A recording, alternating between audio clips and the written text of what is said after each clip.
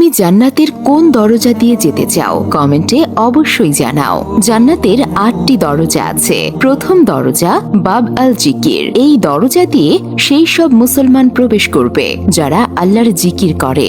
দ্বিতীয় দরজা বাব আল ইমান। এই দরজা দিয়ে সেই সব মুসলমান প্রবেশ করবে যাদের আল্লাহর উপর প্রকৃত ইমান আছে। তৃতীয় দরজা বাব আল কাজিমিন। এই দরজা দিয়ে সেই সব মুসলমান প্রবেশ করবে যারা রাগকে নিয়ন্ত্রণ করতে পারে এবং অন্যদের ক্ষমা করে। চতুর্থ দরজা আল হজ। এই দরজা দিয়ে সেই সব মুসলমান প্রবেশ করবে যারা আল্লাহর সন্তুষ্টির জন্য হজ করেছে। পঞ্চম দরজা আল রায়ান। এই দরজা দিয়ে সেই সব মুসলমান প্রবেশ করবে যারা আল্লাহর জন্য রোজা রাখে। ষষ্ঠ দরজা আল সাদাকা। এই দরজা দিয়ে সেই সব মুসলমান প্রবেশ করবে যারা আল্লাহ তাআলার সন্তুষ্টির জন্য দান খয়রাত করে।